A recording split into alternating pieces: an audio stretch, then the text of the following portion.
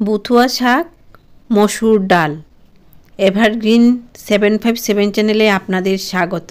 আজ বথুয়া শাক দিয়ে ইউনিক একটা রেসিপি করব। ভিডিওটা সম্পূর্ণটা দেখার জন্য অনুরোধ রইল। Please like, share and subscribe please. এর জন্য মসুর ডাল নিয়েছি পরিবারের সদস্য অনুযায়ী। ডাল সেদ্ধ করার জন্য হাঁড়িতে জল নিচ্ছি। ডালটা ভালো করে ধুয়ে নেব। পরিষ্কার জল আসা পর্যন্ত ডালটা ধুয়েছি। মসুর ডাল, এই মসুর ডাল দিয়ে দিচ্ছি। মাঝে মধ্যে মসুর ডাল খাওয়া যায়, এভাবে দিয়ে দিলাম। তারপর মসুর ডালে নুন দেব এই পরিমাণে। ডালটা ফেনা উঠবে, ফেনাটা কিন্তু পরিষ্কার করে নিতে হবে। আমি ডালের ফেনাটা পরিষ্কার করে নেব। যখনই ফেনা দেখব তখনই পরিষ্কার করে নেব। এগুলি হলো ফেনা, নতুন রাঁধুনিদের জন্য বলছি। এভাবে হাতা দিয়ে সবগুলি ফেনা তুলে নেব। এই যে বথুয়া শাকগুলি ভালো করে ধুয়ে নিচ্ছি। কিভাবে আমি ধুয়েছি দেখাচ্ছি নতুন রাঁধুনিদের। এভাবে শাকটা ধুয়ে নিতে হবে। প্রচুর বালি থাকে, নদীর কিনারে এই শাক হয়, মাটিতে হয়, বালিতে হয়, তাই ভালো করে ধুয়ে নিতে হয়। এভাবে জল ছেড়ে দিয়ে ভালো করে ধুয়ে নিচ্ছি। তারপর শাকের মধ্যে যে বালি আছে দেখো, এই গামলাটাতে আমি কি করব দেখাবো। এই যে হাত দিয়ে বালিটা বোঝা যাচ্ছে, এগুলি এখন এই জল বালি পরিষ্কার করে নেব। এই গামলাটা ধুয়ে নেব এভাবে। এখন আবার ছিদ্র করা, এই যে এটা ছিদ্র করা একটা গামলা। আর ডালটা এদিকে কীরকম সেদ্ধ হলো দেখে নিচ্ছি। মসুর ডালটা যে সেদ্ধ বসিয়েছিলাম, ডালটা সেদ্ধ হয়েছে। এখন এই সেদ্ধ ডালের মধ্যে আমি বথুয়া শাকটা দিয়ে দেব। কাটবো না, এখানেই শাকটা সেদ্ধ হবে। তারপর কি করব দেখাবো। না কেটে দিয়েছি। নুন দিচ্ছি এই পরিমাণে। শাকটা আস্তে আস্তে মজে যাবে, মিলিয়ে যাবে জলের সাথে। গরম জল দিয়ে দিলাম 1 কাপ। গরম জলই দিতে হবে, তাহলে তাড়াতাড়ি শাকটা নরম হবে।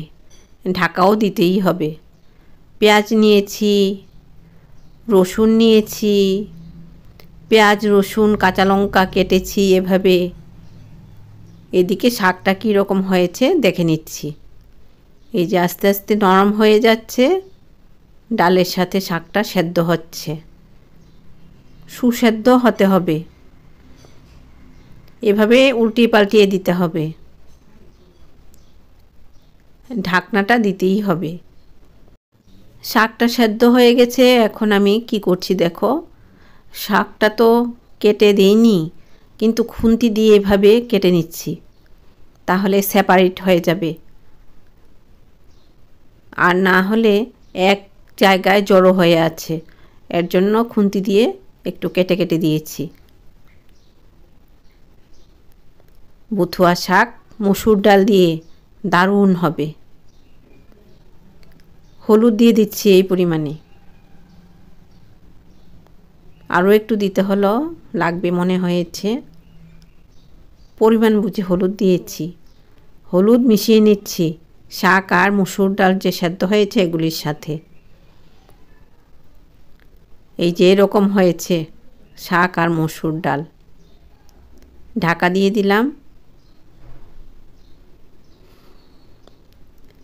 এখন কড়াই নিলাম, কড়াই গরম করে অল্প তেল দিলাম।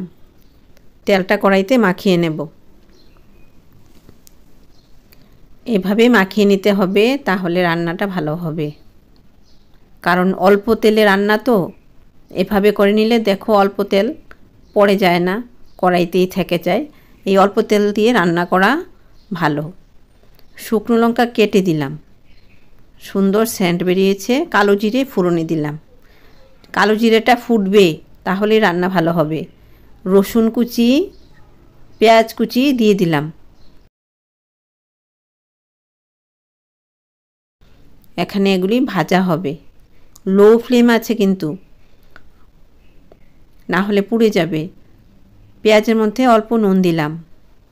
পেঁয়াজে নুন দেওয়া হয়েছে মনে রাখতে হবে, কারণ পেঁয়াজ নরম হওয়ার জন্য আমি নুনটা দিয়েছি। এখন পেঁয়াজগুলি এখানে ভাজা হবে।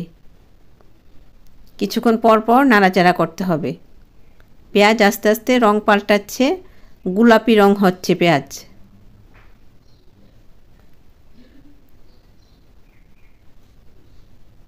পেঁয়াজ আমি দেখাবো, এই যে এই রকম রং হয়েছে, রসুনও ভাজা হয়েছে। এখন কি করব দেখাবো। পেঁয়াজ আর এই যে রসুন ভাজা, কালো জিরে ভাজাটা মশলাটাই আসল।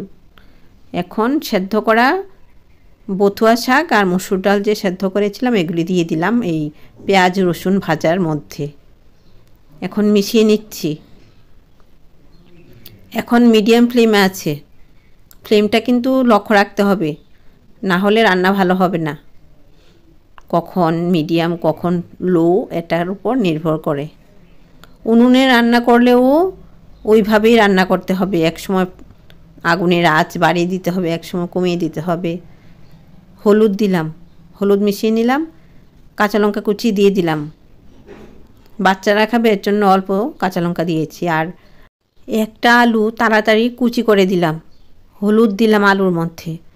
কেন দিয়েছি? আলুটা দেওয়ার কথা না, শাকে ডালে নুন দেওয়া হয়েছে, পেঁয়াজের মধ্যে নুন দেওয়া হয়েছে। আমার তো এত মনে নেই, আমি নুনটা আবার বেশি দিয়ে দিয়েছি।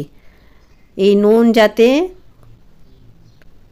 না বোঝা যায়, নুনটা যাতে ব্যালেন্স হয়, এর জন্য আলু কুচি করে দিয়েছি। আলুটা সেদ্ধ হবে, নোনা ভাবটা চলে যাবে। ভালো লাগলে লাইক করো, সাবস্ক্রাইব করো, বেল আইকনটা প্রেস করো, তাহলে নতুন রান্নার নোটিফিকেশান সবার আগে আপনার মোবাইলে পৌঁছে যাবে। এই যে আলুটা সেদ্ধ হয়েছে কিনা দেখে নিচ্ছি। ভালো ভালো রেসিপি পাবে এভারগ্রিন 757 চ্যানেলে। লাইক করো, সাবস্ক্রাইব করো, বন্ধুদের মধ্যে শেয়ার করো। এরকম একটা উপকারী রান্না সবাই খেয়ে পছন্দ করবে। এভাবে বথুয়া শাক রান্না করে খাবে, খুব উপকারী। আপনারা ভালো থাকুন, সুস্থ থাকুন, ধন্যবাদ।